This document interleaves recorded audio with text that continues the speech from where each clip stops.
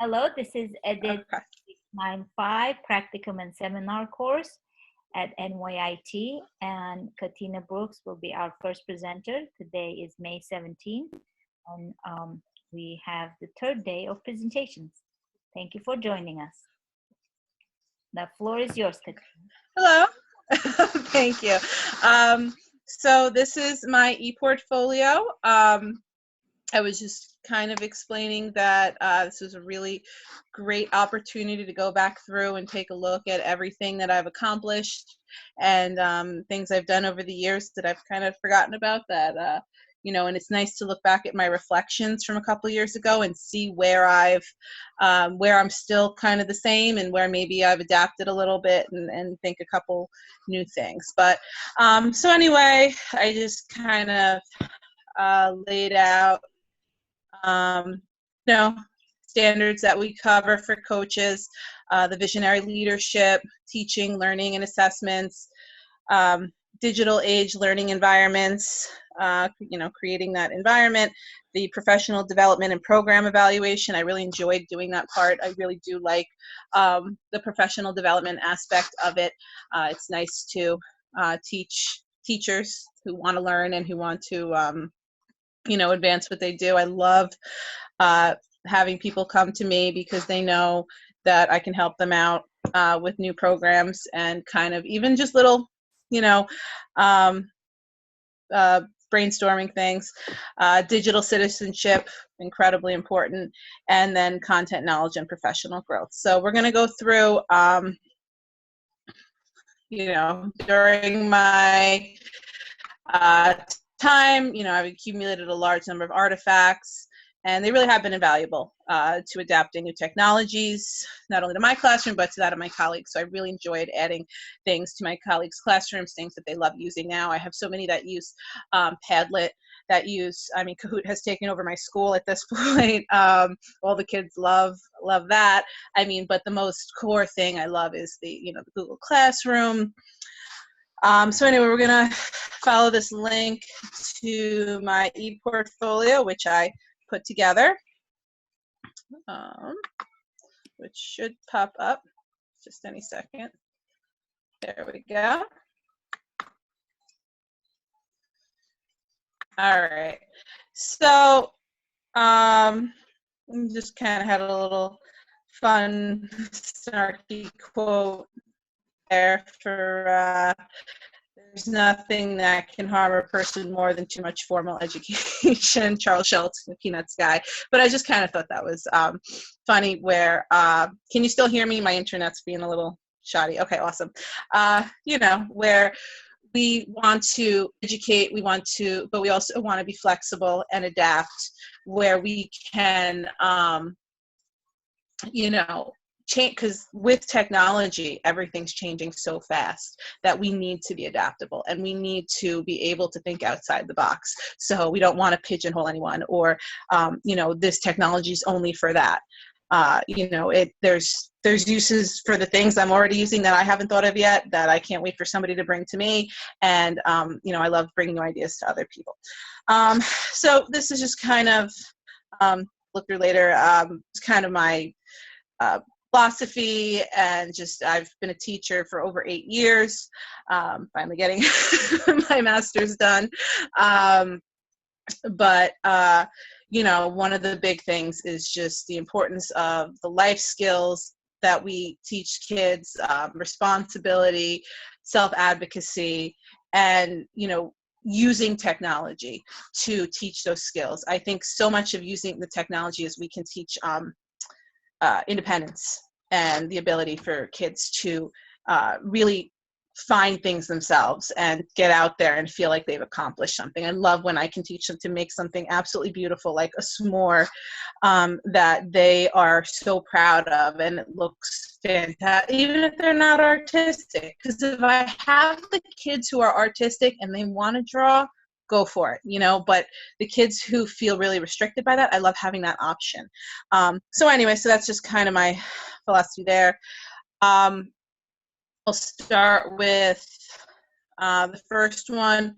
Professor, I don't know how far you want me to go? Did you want me to click through every single one, or kind of a summary of How about you pick 3?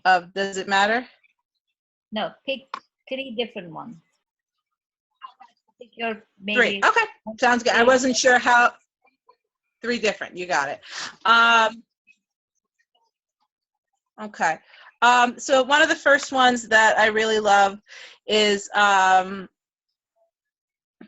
this was just a very kind of basic, whatchamacallit, a professional development. This follows standard 1 of the visionary leadership, and we're going to wait for it to load. This was one of my keystones for one of my courses where I actually made a website. Hang on, if it pops up. I should have clicked on it before. You know what? I'm going to let that load. Oh, no, there it is. Okay. So anyway, this was a PD workshop where I could go through and kind of, this was my agenda, where I kind of showed, and I'll find it in a minute, but the actual presentation. But this was just kind of the breakdown of introducing S'more and Padlet and Kahoot. Those 3 that I've introduced to my coworkers have really made their way into the classroom, and you know, they're using them in really innovative ways that I love seeing. Hello. But yeah, so this was just kind of a I put it into a Wix site that, you know, is accessible even after the teachers are done with the program. And then this was just kind of an example that I showed them. Of course, it's not popping up on my computer now, where I created actual how-to videos right now, but the, you know, this more, so I can show them we can do it, and then they can, you know, bring it back and learn themselves, and then they could even show their students the video, you know, or make a new one. So that was part of the visionary leadership standard that I covered. And then let me find the other 2 that I wanted to show you. And I apologize for my internet. I live in the middle of the woods, which I guess it's good that I showed the woods as my background there. So, Zaption, Tech Bites, interactive learning plan, technology enhanced learning speaking, case study needs assessment. All right, the this was for the 2nd standard of teaching learning assessments. This was a really in-depth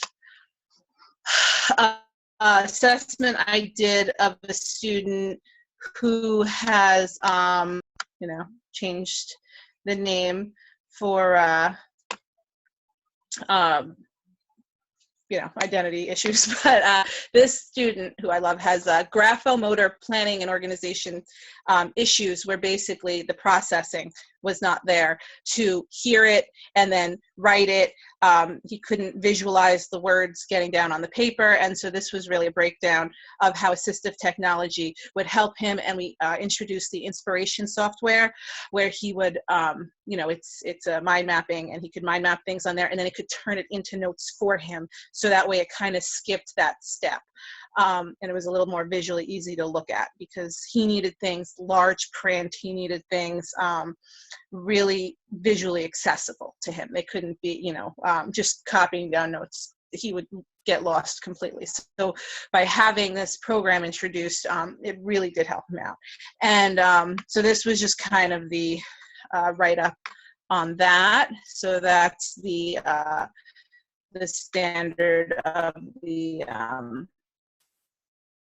teaching, learning, and assessments. And then, where's the one? I have to find it. So probe instructions. Hang on, last one I will show you. PD plan, social media, PD. Almost there.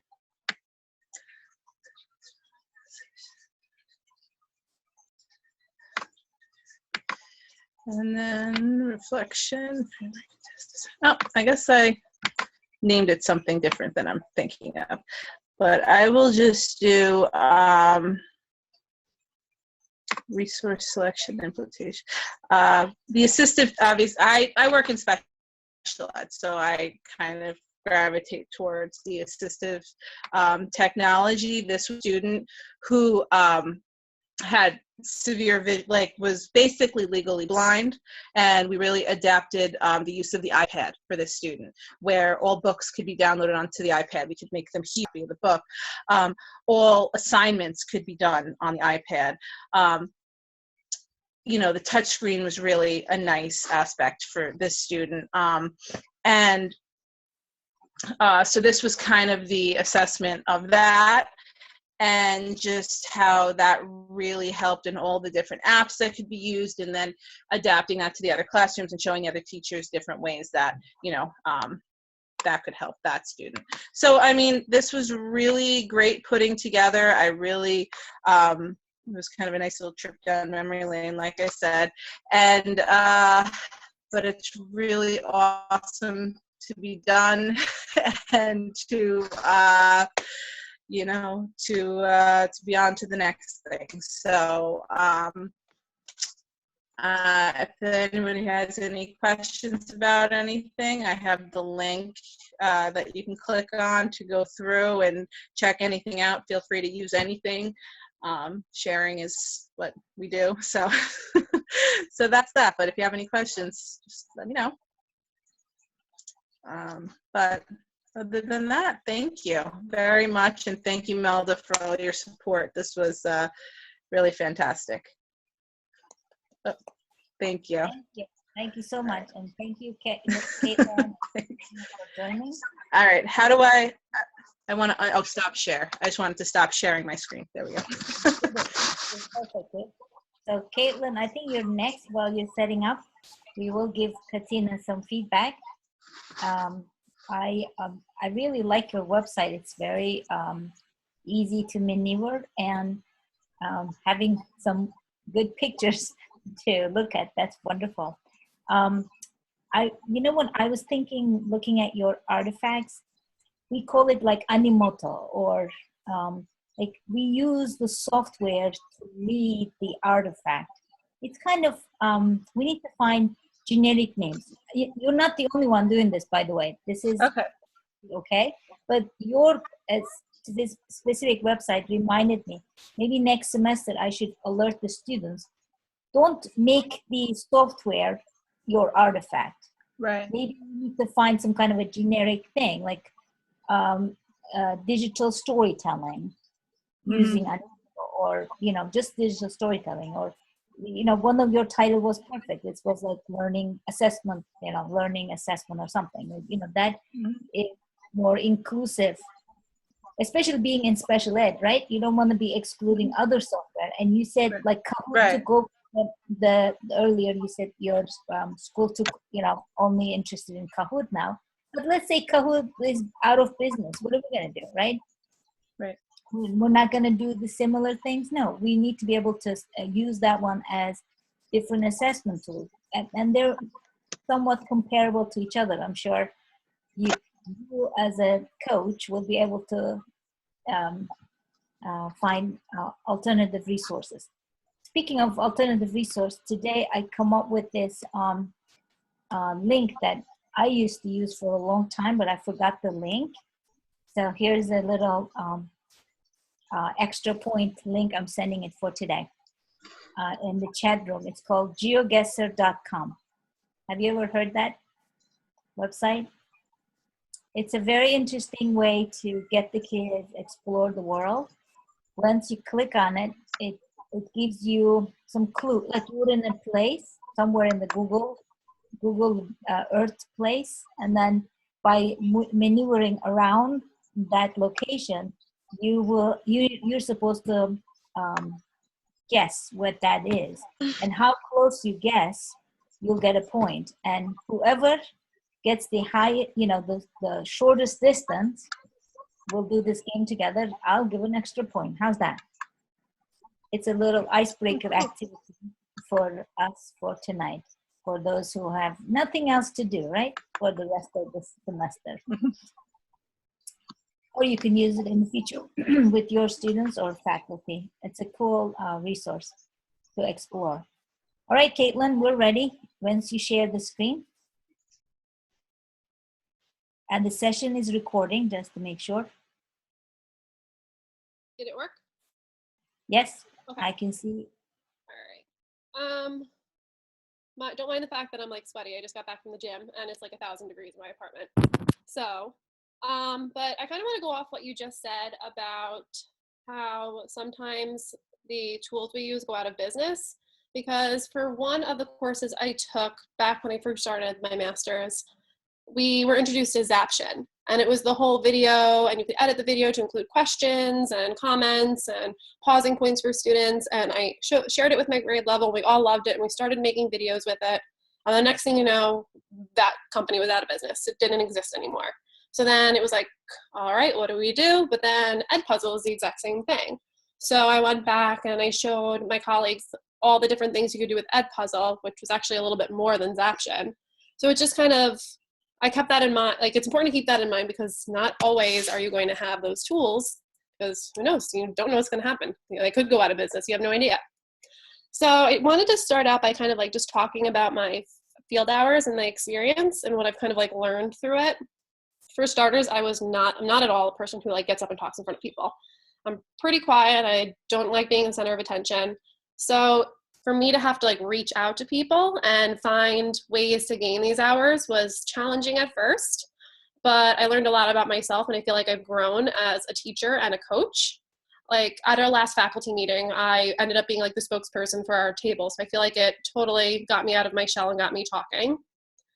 But I learned a lot about what, like with one particular teacher taught me a lot, because I guess, I mean, I'm a younger teacher, so they always say that, oh, you're so like technology driven and you know so much about technology, when, I mean, I know a decent amount, but I guess my generation is still so different than the older teachers in my building and like their knowledge.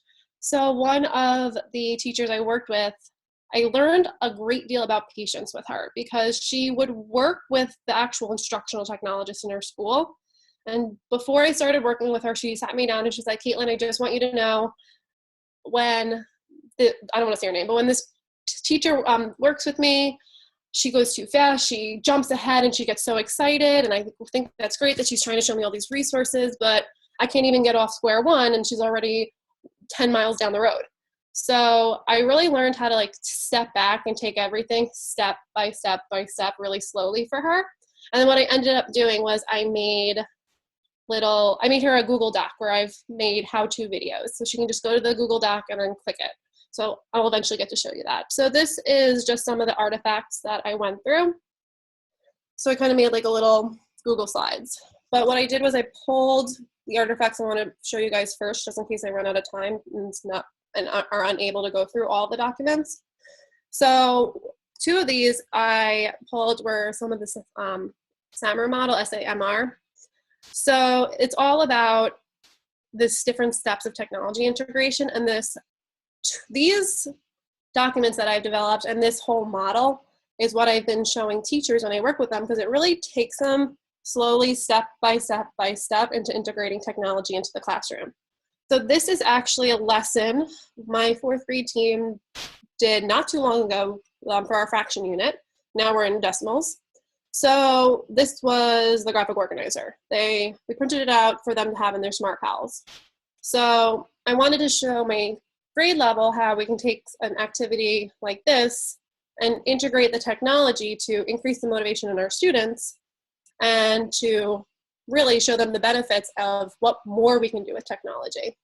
So the first stage was substitution, and really all I did was, we have on our iPads, we have like whiteboard apps, and you can upload graphic organizers into them. So it was just literally taking the graphic organizer and putting it on the whiteboard app.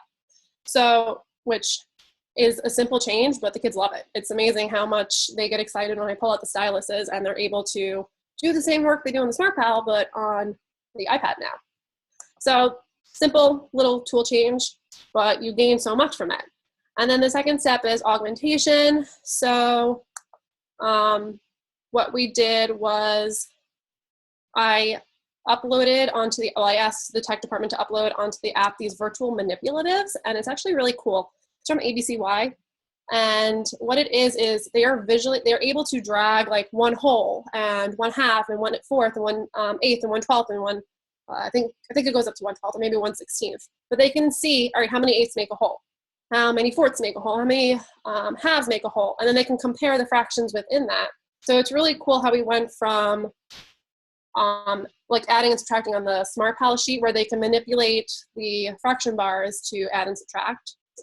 And then we just went through modification, and then that I showed them Nearpod because our instructional technologist really pushed for Nearpod, but she really didn't train us that much in it. So I kind of delved into it, and I worked it. And this is actually one of the tools I worked on one-on-one with that teacher, showing her how to create activities on Nearpod and use Nearpod. So I liked it a lot because it really forces the kids to pay attention as you're going through a presentation. So she and I were able to create a whole social studies Nearpod, like PowerPoint presentation on the American Revolution that we just taught the kids. And then the last step is modification. And this really depends on the next step is redefinition. And this is when you're really dependent on technology. And I was introduced to SmartAmp this year, and I think it's a really cool tool. You use it with Smart Notebook and the Smart Program. And what it is an interactive like whiteboard space where you set up groups of students and they can collaborate in that space. So a group of 3 is collaborating in one space, another group of 3 is in another, you can have another group of 4 in another space, and you can bop from space to space and like check in on them, and they're communicating all via their tablets or their iPads or their Chromebooks, however they have it. So they have little chats on the side, and you can pop in and be like, you can add into their conversation, give them tips, tell them if they're doing anything wrong. So I thought it's really cool, and I want to try to use it more next year. So I kind of thought this was a great way to present technology to my grade level. So the next document is the same thing. These are just some professional developments I've created. I believe this bottom one is one for social media. And yeah, it's my Twitter. So these are probably the assignments that took the most amount of time to create during this whole entire master's program. And I feel like it really hits a lot of the different standards that we have to go through. And then this one is an entire professional development all on Google Apps for Education. And I went through and I created step-by-step guides for Google Sheets, Google Slides, Google Classroom, and Google Docs. So these projects probably were the most time consuming, besides getting all these standards together with all the different tools that I've had. So to go back, I'm just gonna close these out. Standard 1, which is a lot about implementing the technology into the classroom. I found a lot that my artifacts for the standard 1 were a lot about like my philosophy of education and like the acceptable use policy that I created for our school. What else did I do? I think one of my standards for this is why. If I had a whole presentation of like why me and why technology. I found out that this standard was really introducing technology and the integration into the classroom. So for the second standard, a lot about like assessment. So I delved into like Socrative, we talked about. A lot of the assignments I did in my assessment class with like the concept map and the assessment tool and the instructional evaluation plan. I have a lot in this standard because that was all about identifying a problem in the school and then how can we use technology to help solve this problem. So right now my school is a focus school, so a lot of my projects in this standard are focused on vocabulary development and reading, and how can we use technology tools such as like Newsela, RazKids to help up that vocabulary development and help improve our ELA and reading test scores on the state standardized tests. So I found that a lot of the assignments I did for that class kind of fit into this standard, and also like differentiating instruction, and the project that I did for the student who I identified as like a case study who had, he was mute, so how to like use technology with Google Apps and Google Docs to help them with that. Standard 3, which I believe is the learning environment, I found a lot of like my professional developments fitting into this standard. And like I have a blog spot with like Twitter, and then I have a website that has a bunch of different resources. And then I put the list of resources that I made for that teacher in this standard. Then standard 4, again, a lot of my professional developments fell into this one that I created on Twitter, Google Apps. I have a lot of different science professional developments. And then 5 and 6 are really very reflective things that I found about myself, and just projects that I felt students benefited from using technology and learning about themselves and technology.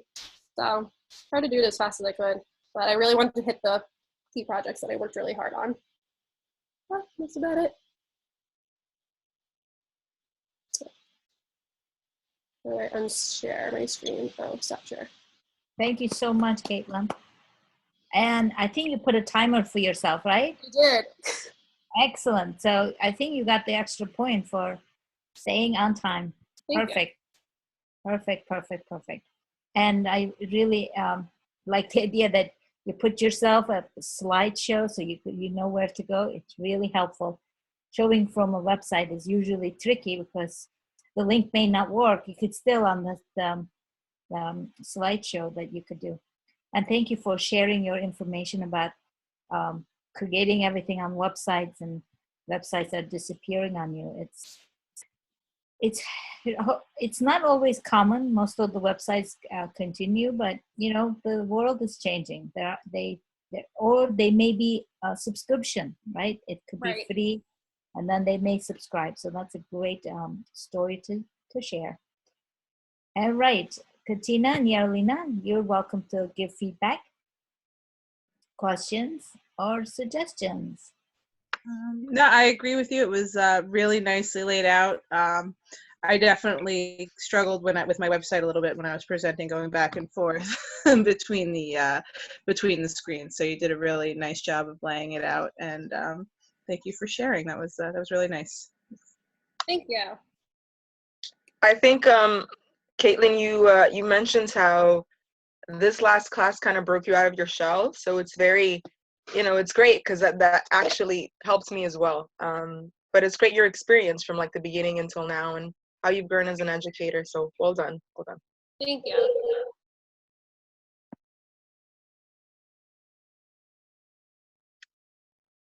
Am I next, Professor? Should I just Yes, please. If somebody just sent me an email saying they may be late coming in, so I'm sorry for being distracted. No problem. Okay, so I'm going to share my screen so I can start. And Craig just joined. Hello, Craig. How's my audio? And Rosabelle. Your audio is perfect. Good. Thank you for joining. All right. Let me just start. So my presentation, I kind of wanted to be a culmination of everything that I've learned. And one of the things that I'm taking away from NYIT are all the courses and all the professors that, we've gained so much knowledge. So what I put up here are all my standards and my artifacts. So these are the links that you can find most of my resources. I just want to highlight a couple with all of you today. So the one that I really want to talk about was Standard 1D. In this artifact, I talk about showing teachers, this was a professional development that I used on how to create like a wiki page. And I show you, this was from, oh, that's wonderful. I can't access it. Let's see if it comes up here.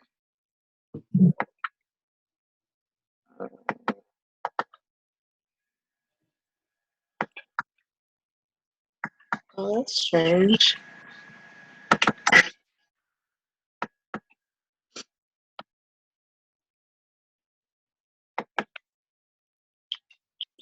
You might want to copy and paste the link. maybe the link itself doesn't work, but you can highlight, copy, and paste the link to the browser. Let's try this. Okay, all right, here we go. It's probably because I'm not logged on. Okay. Let's try it there.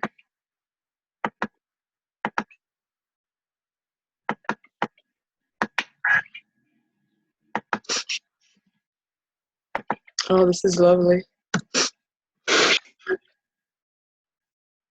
Okay, here we go. So this was one of the projects that I did with Professor Luz. I learned so much in her course. Oh my God, that was like the breakthrough course for me when I got to social media. But basically, it talks about setting up a wiki website, and this is just like an agenda that I created for teachers. And afterwards, one of the other links talks about the handouts that I created and an evaluation form as well. I'm looking forward to potentially in the future doing this in my school. I've talked to my principal about Tuesday afternoons and using that time just to gather teachers who are interested in this. So he gave me the green light for next year, so I'm very hopeful for that. Standard 2A was talking about coaching teachers in terms of the technology experiences. This one I did last year with my 5th grade students. One of the things that I highlighted was using, I remember TAC and Canva, and so what they produced was their own podcast, which was very interesting. So I'll show you the link of what I created, and hopefully I can show you a couple of their artifacts as well. This was actually for a social studies unit that I made on Latin America.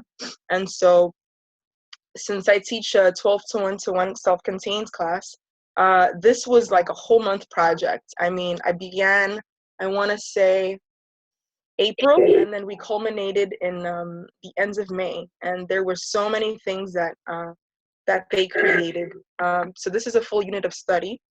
One of them being, so this is like how I began my assessment with them, with naming the Latin American country, and this was just the launch of it. And so as I progressed in the unit, one of the things that they had to learn how to do was use Audacity. So I created an instructional video for them, and they just went with it. I was impressed. I was at the end of it. I was like, oh my goodness, I didn't believe that it was going to be so great. So I got a couple of kids on there. They're talking about like the ancient Mayans and the Incas, and that's a couple of samples there. Standard 2G, I just want to talk and highlight about the formative and summative assessments. So this was basically my last course with Dr. Wang. That's another breakthrough course. I mean, they were all breakthrough courses, but this one was additionally. She taught us the use of the ADDIE design and the multimedia program. Initially, I was so skeptical. I didn't consider myself a creative multimedia person, but this was so great because what she did was she broke everything down step by step along the way, and it was as if we were becoming developers on our own. And I was just like, wow, oh my goodness.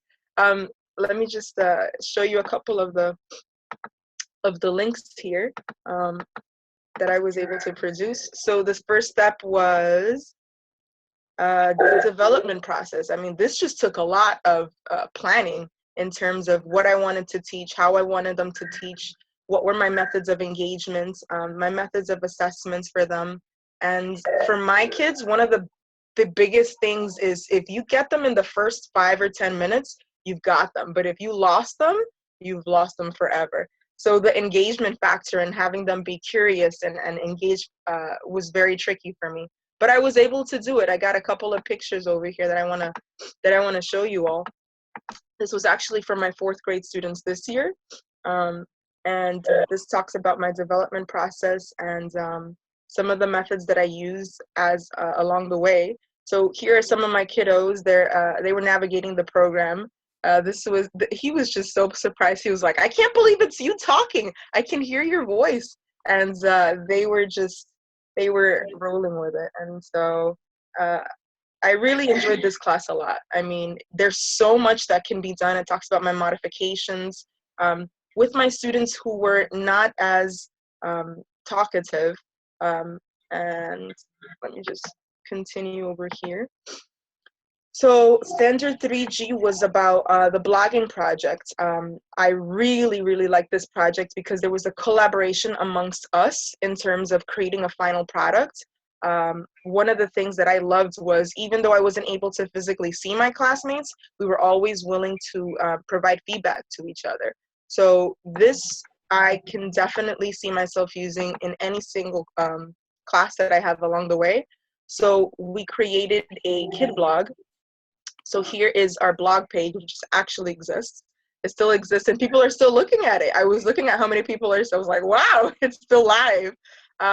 But these are just some of the posts that we came across, and all of our posts were just so interesting and varied. I really enjoyed that project. Standard 5A, that was, I believe that's the one about digital technology. So for this one, what I created was, I believe I created like a public service campaign for using digital etiquette in the classroom. So if you guys want to hear it just a bit.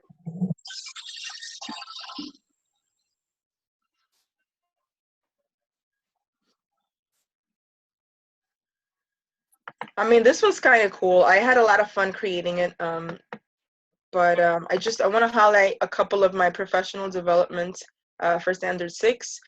For this one, I went on a couple of webinars. This was actually my first couple of webinars that I visited. So one of them was on social media, and the second one was using digital storytelling, I believe I talk on. For my log hours, I remember, so this is something that I've been working on since, I want to say, since spring break. These are just some of the courses that I'm doing with the parents in my school. On the left-hand side, you see a lot of the women.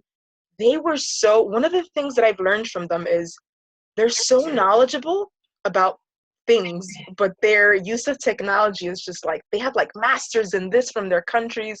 And then they're like, Miss Almonte, I have no idea how to use a computer. And I'm like, oh my goodness. So it's just, and their years between us, they're like maybe 10 years apart, or just, they're not too older than me. But many of them were just, you know, they were very grateful and so forthcoming. So this one was for my Spanish speaking parents, which I do today. I had to actually cancel class today, and they were just, no, why are you canceling class? And I said, I have my final presentation. So I put a little video of myself actually here of what I was teaching them. And you can hear me in the background.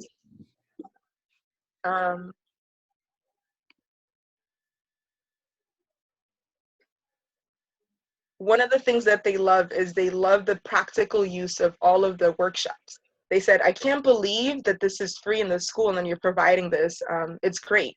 I think Caitlin mentions it, one of the hardest parts is being a professional staff developer every single week and coming up with wonderful and interesting ideas and crafting it so that they're going along with me. And even though it's for an hour and a half, they're like, an hour and a half goes by too quick. You need to do 2 hours. And I say, so I pushed for 2 hours, and they said, 2 hours is not enough. You got to push for, I was like, no. That's too long of a day for me. So that's something that I've really, I've grown as well from this. And so finally, I want to end off with this quote that I came across, and it says, the technology coach isn't just someone who finds resources for teachers to use. It's someone who teaches educators how to transform their pedagogy to incorporate 21st century skills using technology integration as a vehicle. Because we're still the facilitators. We're still the people who are driving our students, who are coaching our administrators, who are coaching, our other teachers. So we're the force. I think that's it. If you want to take a look at the rest of my links, I believe I put it on slide 2, and you'll find the rest of them. So Thank you. Very, very nice. Thank you. I like the little clip that you put. So you I am in action. I did it. Yeah. And one thing is that I keep chatting with you privately. I couldn't see your videos. I don't know if anyone else had a chance to see them or the links that you were trying to show. I only saw your PowerPoint slides. Oh, you weren't It's able okay. to? It's okay. So I think I'm going to suggest whoever presenting next to put the links up on the chat so that people will follow along on their own. Like when you said there's a public service announcement, I didn't see anything. Okay. That's okay though. I know I have your links. I will take a look Okay. at them when I needed to give the points for each task stream uploads. But thank you very much. It was very nicely done. And I'm so happy to hear that your students want more. You know, they want you all day long, like 2 more hours. It's a long day. It's worth it, but it's at the same time, you know, it's gratifying to see them improve in every single workshop. And I'm just like, it makes a difference for them. And if it makes a difference for them, then I'm doing my job. So. Perfect. Caitlin, don't you have any air conditioning in your place? I do, but if I turn it on, it's gonna be like noisy. I have my door open. Got it. All right. Who is our next presenter? Craig? I think it's me. All right. I'm 2 minutes early, but it's okay.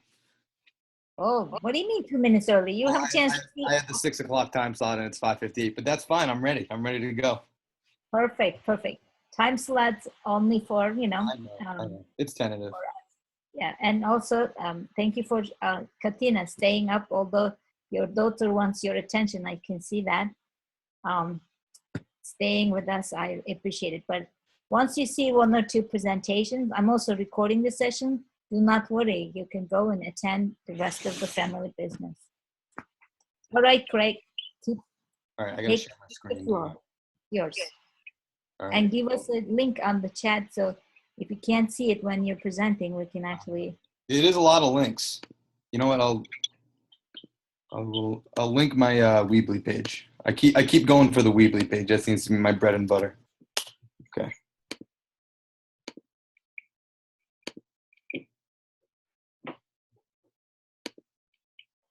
Okay. Can everyone see? What I'm doing here? Okay.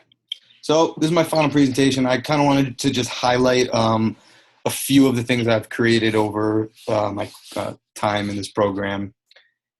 Just a brief overview. The table of contents that I'll be covering is my ePortfolio. I recently ran a technology professional development in my school, so I'm going to talk about that.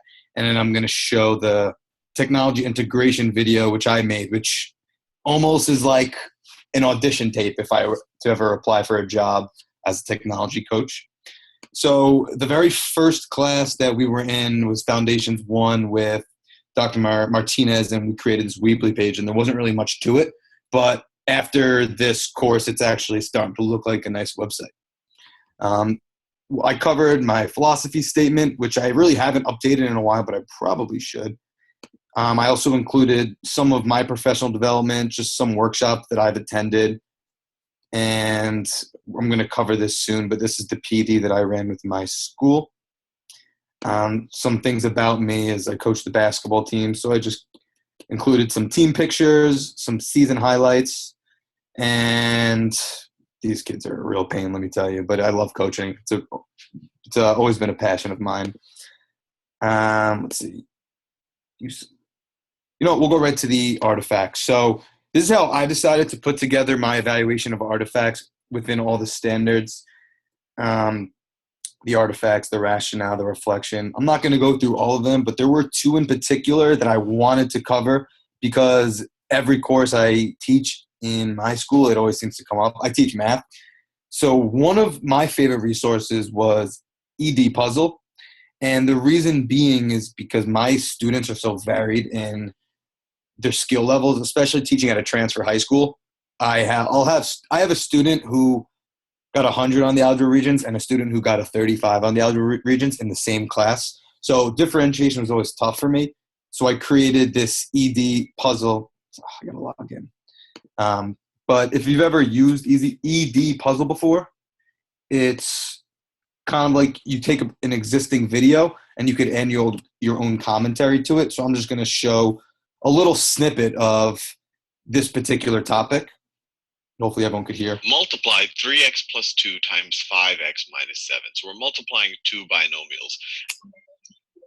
Remember, these are both binomials because they're two terms. The 3x and the 2 are separated by addition, and the 5x and the 7 are separated by subtraction.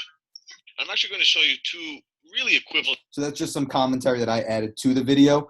Now I'm going to jump to one of the formative assessments, and this is where the differentiation really occurred, because this is where I was able to tell who's getting this and who's not. Which is the same thing as 15x squared. So at this point, students were able to free response, and at the end of the lesson or at the end of the day, I was able to look through the responses, and that kind of told me, where students were at in this particular topic.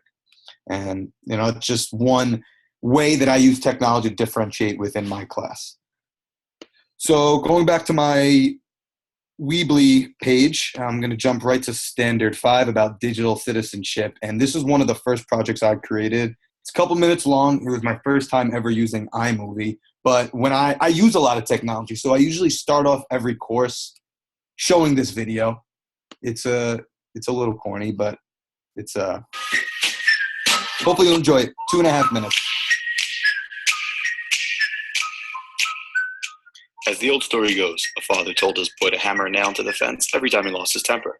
After the fence had 37 nails, the boy realized it was easier to hold his temper than to hammer the nails into the fence. Once the boy learned to control his temper, his father had him pull out all the nails.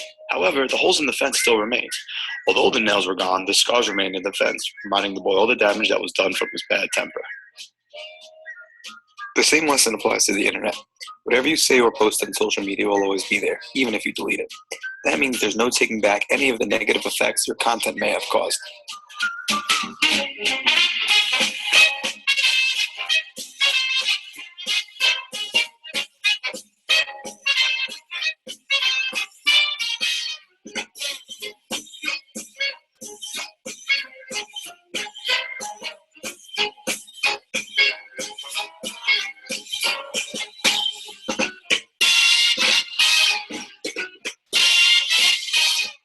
An article from Sasbean.com said it best, quote, "Everybody makes mistakes. Unfortunately, mistakes made online aren't easily erased.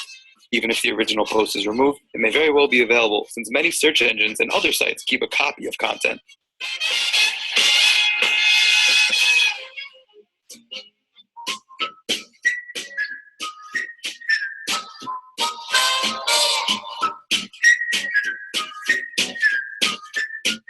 And now some examples of how posting on social media has ruined people's lives.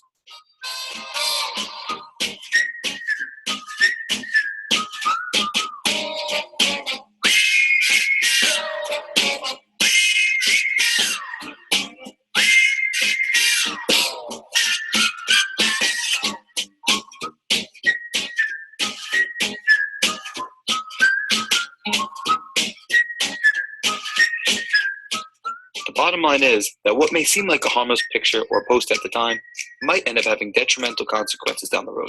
Once the content is out there, there's no going back. Make sure to filter what you say on the internet. And remember, watch what you post or your life could be toast. Thank you for watching. So just something I put together. How was the audio there? Okay. Good. All right. So, so that pretty much covers the Weebly page. You see what that looks like. And just recently, it was my turn in my school to run a PD. So I wanted to choose a resource that could be cross-curricular. I didn't want it to just apply to math teachers. So I'm sure we've all seen Padlet at one point or another.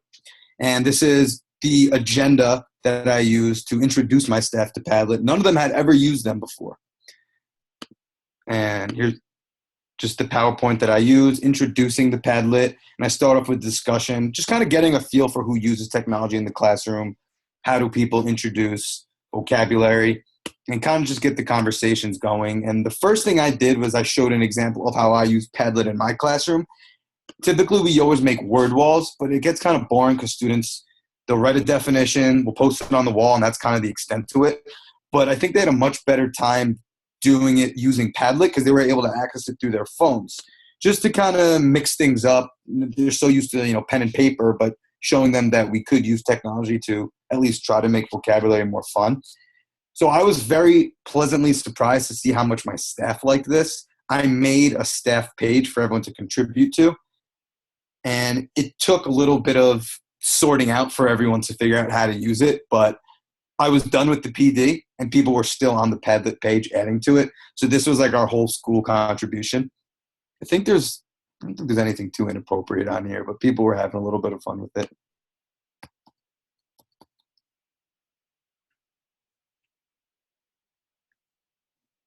Apparently you could add GIFs to this too. I didn't know that. So afterwards, as per usual, I create an evaluation form on this PD because whenever I'm running a PD, I always think it works well, but you never really know until you get the results. So I was able to look through this. That way, if I ever do want to run this again, especially for math teachers, I know, where to improve upon.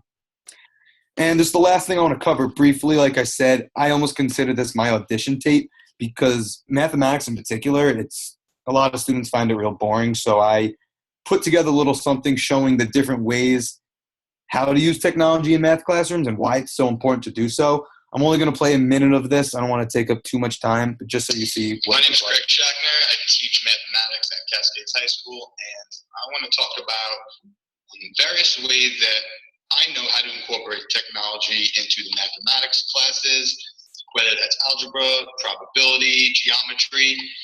Students struggle a lot in today's math classes, and I think incorporating technology will actually help them not only understand math better, but pass the regents and be college and career ready. So why need for technology? After some research, I figured out that students are struggling on the most recent Common Core regents. The pass rates have fallen significantly, and when you get a chance, the article here details that. They used to have the integrated algebra regents, and now it's Common Core, and it's a little more difficult. So the question is, how can we get students and typical vocabulary tasks such as word wall or just copying down definition of math, and a lot of students don't really like to. I'm not going to bore you guys with the whole thing, but I genuinely, granted, I love my school and I want to be here for an indefinite amount of time, but whenever I do apply for another job, along with my resume and my cover letter, I see this as a resource that I could kind of promote myself and show that, when I bring whatever I bring to the classroom, I'm looking to make things more interesting and integrate technology. So in a sense, this was the work that I've compiled for my final presentation. Hopefully everything was clear, easy to understand and follow. And I do thank you guys for listening.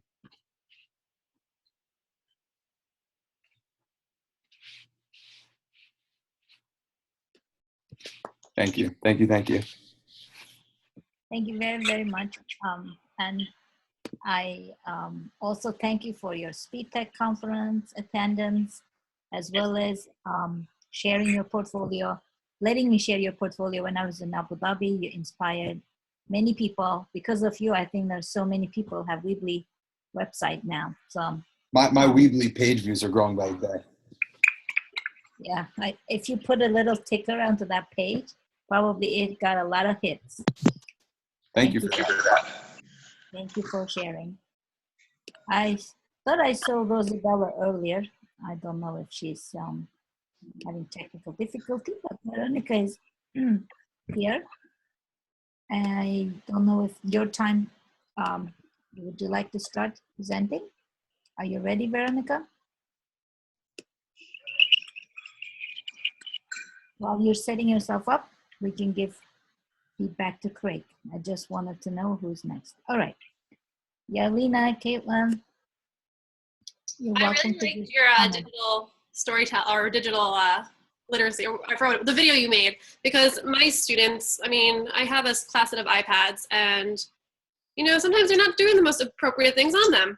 So I think I might make myself my own little video there for my elementary students, my fourth graders, see if they can grasp that concept and really understand the power of words written down and the power of words that come out of their mouth, because they still don't seem to understand that. But I think it's a really great way to teach them. It is, and I see that firsthand. Like I said, I coach the basketball team, And sometimes I like to creep on their Facebooks after the games and see the statuses they posted about the wins. And like, they post the most inappropriate stuff on social media. Like, I couldn't imagine when I was in high school linking some of the stuff that they do. It's just a different time, and they don't understand. I'd be shocked to hear what some of my fourth graders are saying. Like the things they know, I did not know as a fourth grader. And it's scary and shocking that they know all this, but they have to understand when it's appropriate and when it's not appropriate. And in school, it's not appropriate. Sure. But great job. Thank you. I hope you will give the tools to the students so they will tell their stories as well, because not just we create, but also it was a very interesting way to start, because the story kind of made it into nice analogy, like the nails on the wall. So that was very nice. Thank you. Did you get that story all by yourself, or you got the idea from someone? Oh, the nails in the fence? Yeah. No, that's an old tale. I just added my own animations to it. Okay. Very nice. Thank you. And that was a very well done video, just like what Caitlin said. How about you, Carolina?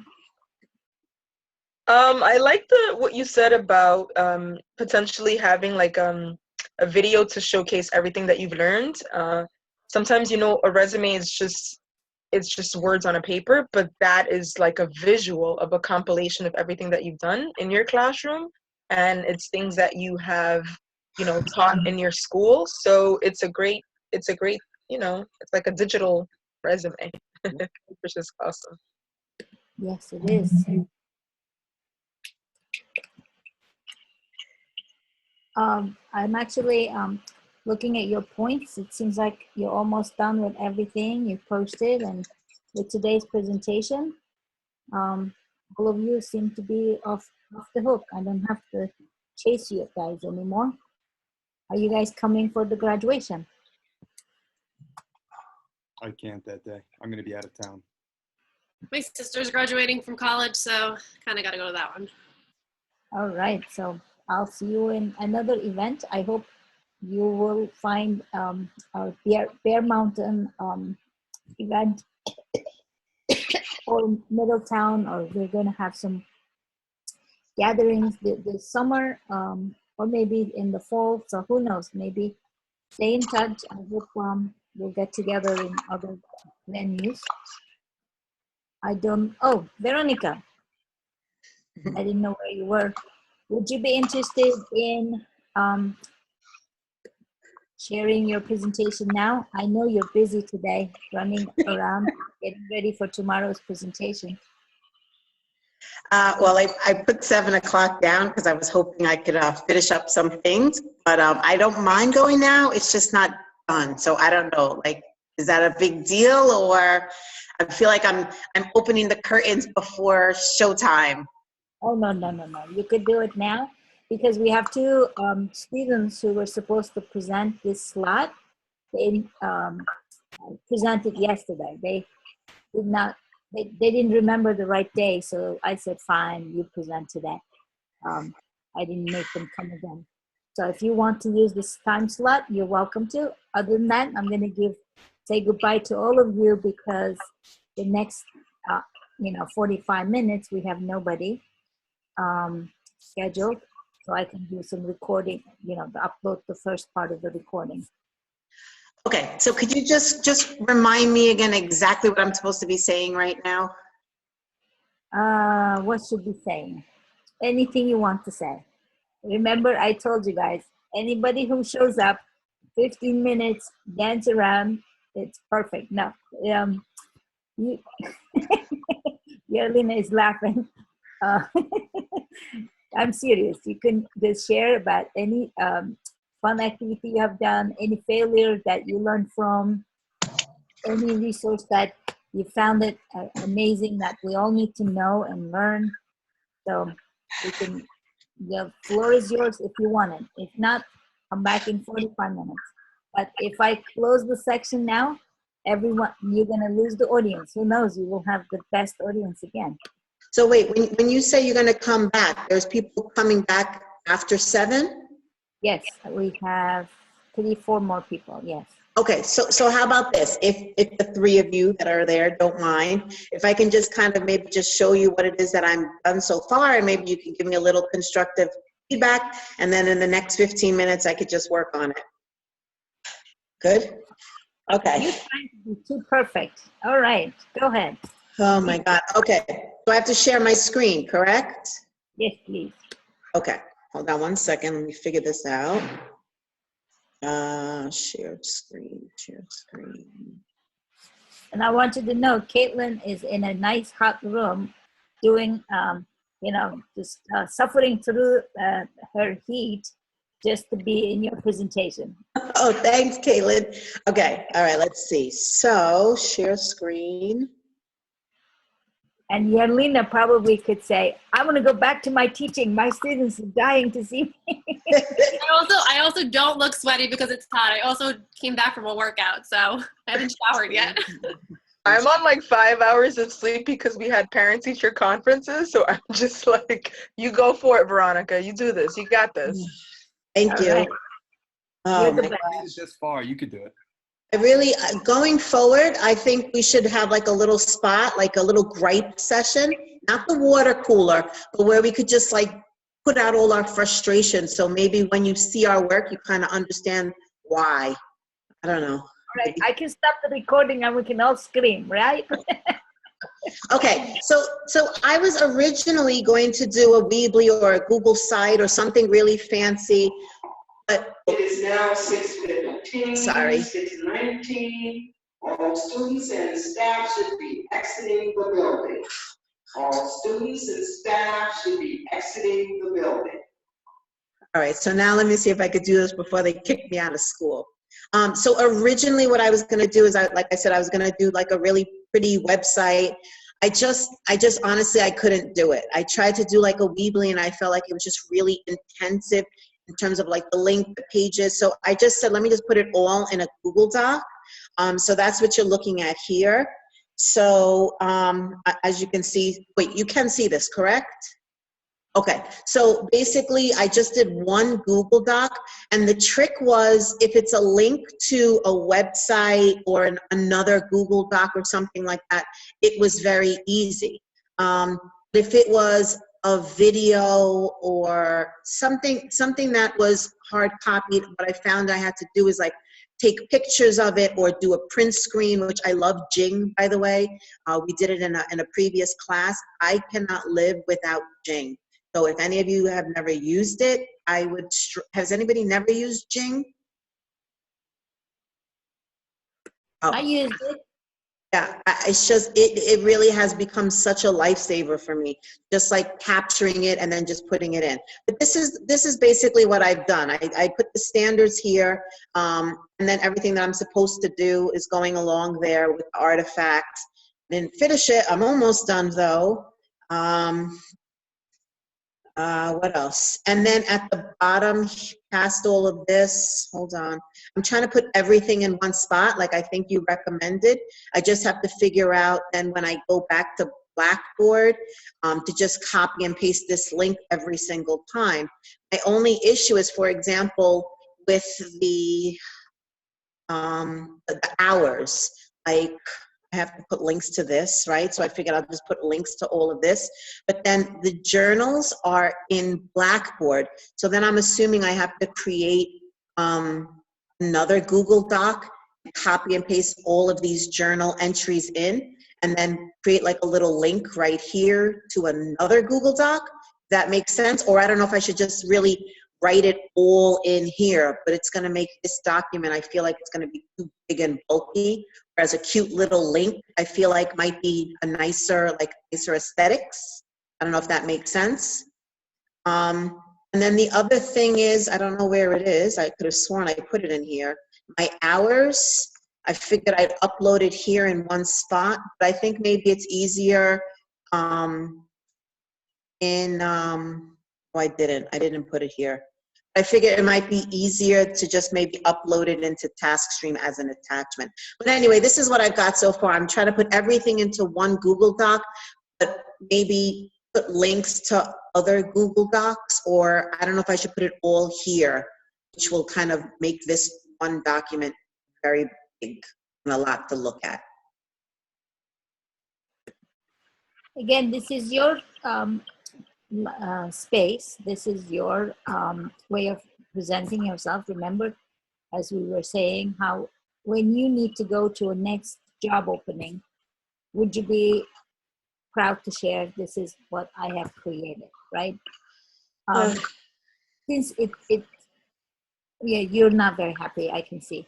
No, because it's just, I just know, like I'm such a visual person. I love pictures and colors and movement. I just honestly just didn't have the time to do it. And I mean, I think going forward, I'll try to maybe do it little by little. But to be honest, like, I just want to be done. No offense. I just want to just be done so that I could kind of.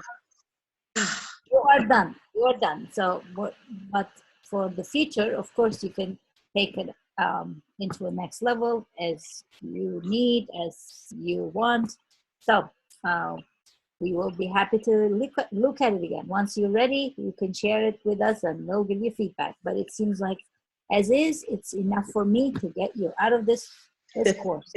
Thank you so much for sharing, and thank you for your time. If you get kicked out from the school, we understand. They were telling everyone to clean the hallways, I guess. So any suggestions from Craig, Caitlin, Yarlina? I actually really like the way it was organized in the Google Doc a lot. I think I just did it in Weebly. I wasn't trying to like be extra fancy. I just wanted to put it on an online platform. But it is actually, I mean, it's, in a sense, it's kind of more organized the way you did it. You could see everything all laid out, and I don't think there's anything wrong with using Word at all. It looks great. Thank you. I don't think there's anything wrong with it either. I use Google Slides, so I just threw my information slide by slide, so it's kind of laid out the same way as yours. Okay. Yeah, same here. I did your documents. I just put them on Microsoft Word, so everything is like, I got my rationale, my reflection, my artifact, and my link. So what you mentioned about your journals, yeah, just like add that link up and just upload it, and it'll be great. I'm sure Professor will love clicking on one place to find everything. So it makes it easier for her. I just didn't know if sometimes people like to just one click and then just scroll down and read it, or just like multiple clicks. I don't know if people like, I don't know if you'll get annoyed by clicking every single time you want to read a different journal entry, if that makes sense. Actually, you're right.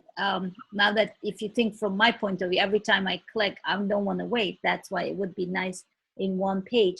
Also, we were talking about how we are differentiating our education, right? Maybe our portfolios needs to be differentiated as well. Maybe there's a button on the portfolio should say, this is the PDF version of this whole portfolio that is printable, right? So maybe another one will be the one that's clickable and interactive. So again, depending on your audience, depending on how you like to present yourself, what you did was perfect enough for the course, right? This is perfect for this course. More is up to you.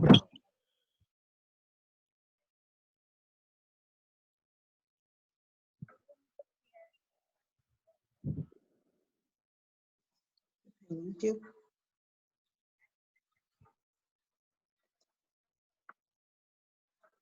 I can't hear you. Yeah, the audio cut out. Okay. Oh.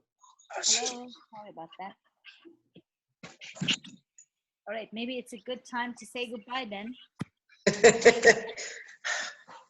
I'm coming. Peter says I can't hear. All right, have a wonderful evening. Thank you. See you at 7 p.m. for those who would like to. Now we can hear you. Oh, now you can hear. Okay. Now I'm typing and then you're again, wonderful presentations tonight. Thank you for your inspiration. If I don't see you in any of the activities this summer or during the graduation, please come see me if you are in Long Island. I am in Old Westbury.